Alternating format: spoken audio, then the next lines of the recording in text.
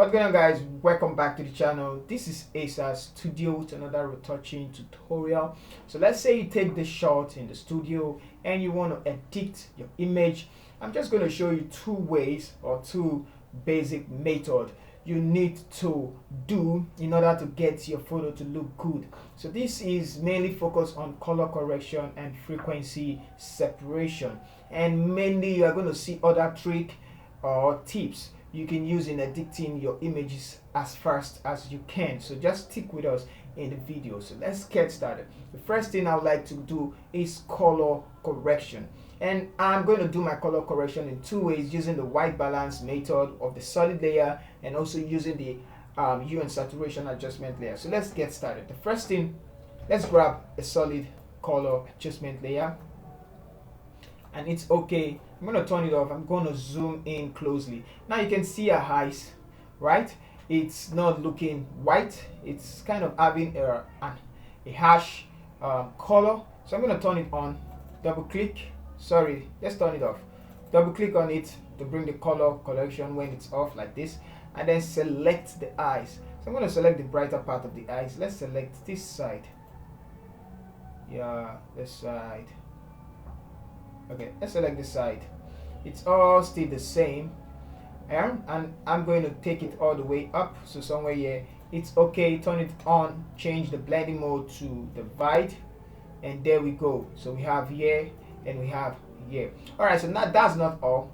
It's too bright. If you feel it's too bright, you can take it all the way up. But I think I like it the way it is, like this. It's okay. Now it's time to do some color correction. So this is the first color correction I'm going to do. So the second one is to grab the hue and saturation adjustment layer, and I'm going to pick the end tool, and let's select where we need to correct. So I'm going to select this side of a hand, and it's going to give me a range here, red, and also this slider is going to pop up. So now we're going to increase the hue, and notice what will happen. Now the hue, as I increased it, is telling you that some places are blue, some are green, meaning it has different skin tones that needs to be corrected. All right, so this is what we're going to do. We're going to adjust the slider till we have those places selected. I need the greens only, so till we have the green. Okay, so now we have the green only. Now the green focus more on the red area. So this is what we're going to be doing. We're going to make it look, let me close it, we're going to come back to it. We're going to make all this place look more like the cheek, the way all this end look like. Okay, so let's go back to the yellows, the red I mean. So that's where we are. I'm going to take it up a little bit to get more of those areas. Okay, I don't want to pick too much. I'm trying to, yeah, okay, this is good, this is good. All right, so now make this 0 back, and then we're going to adjust the slider backwards till we have something uniform.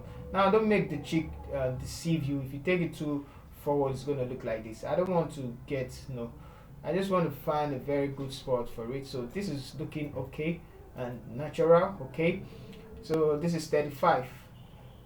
I'm going to pick the hand tool. You can zoom out and you can see the difference. So before and then the after. All right, so we want to get some of the blushing. Yeah, I'm gonna name it blushing. I'm gonna get it back. So let's turn it back on and close it. Now I'm gonna take the brush tool, select the mask, make sure the foreground color is black, and I'm gonna erase it from the lips. So let's erase it, make it smaller, and increase the flow to 100 and make things faster. So something like this. Again, it shouldn't be different from what we have before. So let's see. Yeah, it's not different. And now the eyes. Yes, not the eyes, I mean the red. Okay, I think there's nothing changed there, so we're gonna leave that alone. So not enough. Yeah, so now let's get a little blushing. So I'm gonna decrease the flow to like 4, increase the size of the brush, and then clean to get some blushing back like this, and also this side. So we have some blushing. I'm gonna hit X and cover the side back. Alright, so now let's say we have this blushing lady having red cheek. Now we're going to create a stem visible layer, Control Shift or E to create a stem visible layer. I'm going to group these two together with the Shift and clicking and turning it off. So we have here from here. Okay, so if you like the other skin color like this reddish one, you can actually do that at the final stage by introducing color balance to do that. Okay, so now I'm going to do some frequency separation. Yeah, so hit Ctrl J twice.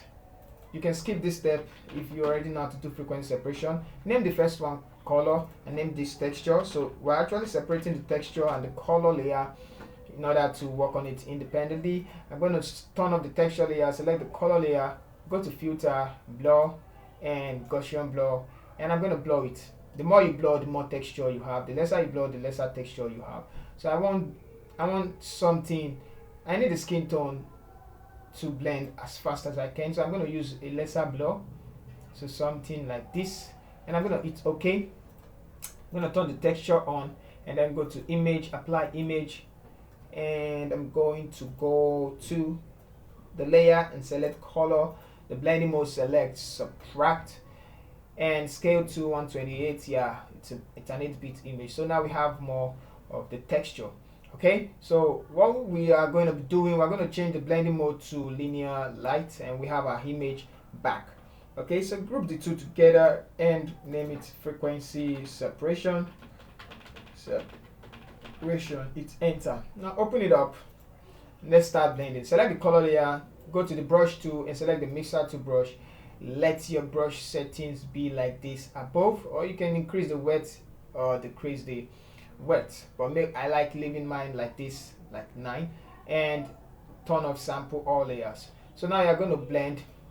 Just keep left clicking and follow me. You keep blending the image like this till you have uniform image. Now I'm going to focus more on this place, so I'm going to be pushing all this color inside so as to feel the yellow. So something like this, you can see that it's feeling the yellow. Or the other hand, you can move along it like this. So just move along, and then I'm going to decrease the size. So like this, just move around and get things look okay. You can do that, but I'm going to pause the video and I'm going to come back out after I'm through with the frequency separation. Okay, so I'm through with the blending. Now I'm on the texture, so I'm going to select the clone stamp tool, and I'm going to hold Alt and select the free place that has the texture closer to where there are blemishes, and then I'm going to left click to cover those places up. Okay, so something like that. And let's say we want to cover this up, hold and Alt, select the place, left click, and then cover it up, hold and Alt, select, hold and Alt, click, and select. So you can just keep doing that. Okay, I don't want to lose that texture then, so you can just keep on doing the right thing. Like I said, the right thing. You can see all these small ones, so pay attention to those details because it matters a lot in your final output. Okay, so just keep removing the blemishes like that. So I'm just going to do a rough work, and you can take your time and do it. I'm going to look for any other place, so somewhere like this, gone and gone, gone and gone. Alright, so let's say that's all we have to do. I'm going to create a stem visible layer now. Control Shift or then E, create a stem visible layer. I can turn this off so we know where we're going to. Now I'm going to go to the camera raw filter to make the final adjustment. So here we are in the camera raw filter. Let's go with the basic tab, and if you want to, if sometimes I do it, I take the white balance tool and then I just pick on the high color, and it's just going to give me another type of feel. Okay, so you can turn it on and off so you can see the feel. It's just going to just give it a little bit correction, and you can see lower color. Alright, so I'm going to increase the highlight and decrease. You can just increase the white as well, and let's take down the shadows and maybe the black as well to create more dimension, or to create more, let me say, tension. And I'm going to increase the texture to give you more of the skin texture. Let's go to the curve and make things look more interesting. I'm just going to adjust the shadows, bring it down. I need to bring it down, sorry, so not too much, just a little bit like that. Okay, let's leave it at 4. We could also do that to the dark and as well. If you want to increase the highlights, you can do it here, and it's going to give it more depth. So that's that. We can see before, and then we can see after. Alright, so that's what I'm talking about. Let's go to the color mixer where we're going to do the last adjustment. Okay, now the cheek is red. Go to the red, make it more, red. Like that. Yeah. Okay, now I'm going to give it more yellow. Look like that. Then the orange. Now this is where you decide how the skin tones. If you want it to look more like the reddish skin tone from the start, you can do it here on the U. If you want it to look more like the yellow, what I'm talking about is this. You can see the way it is. So now it depends on what you want. So I'm going to go for the natural feel. So let's look more. This doesn't look natural. I guess this look natural to me. So we can see before and then after. This look natural to me. We could also make the blues look like the blues and purple look like the blues just because of the hand. Let's pay more details to the colors that are in the photo. Go to the saturation, and the saturation of the red is enough. If you increase it too much, it's going to just look fake. So I'm going to leave it like that. You can decrease it if you feel like it's too much. So I'm just going to decrease it a little bit because I feel like it's just it's coming out and it's taking the image away from the highs, the focus away from the highs. So now the focus is on the highs. You can't just bet it, you need to look at the highs. Alright, now increase the orange to some extent. If you decrease, I guess we could decrease it. Let's decrease it just because I want those colors at the edge to go out. Okay, now we can decrease the yellows so you can see. We can increase the saturation of the blues to get more blues. Okay, so any other thing, we're cool. Alright, so I'm going to close it. I'm going to the calibration. Now the calibration works like this. It just imitates so many algorithm of different cameras. I'll put it like that. I'm going to increase the red, bring back the blues, just because it just works for fair skin. Then find a sweet spot for the yellows. I want to look natural, so I'm going to take it forward like this. And let's see our before and then our after.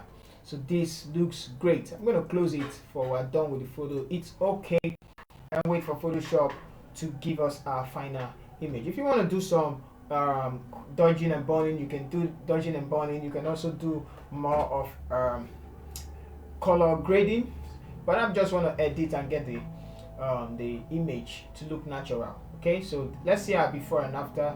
So this is our before, and then this is our after. These are before and then this is after. If you find the video helpful, let me know in the comment section. But this time around, I'm going to go ahead in the next video to do the color grading and doing the dodging and burning. So see you guys in the next video. Once again, thank you for watching.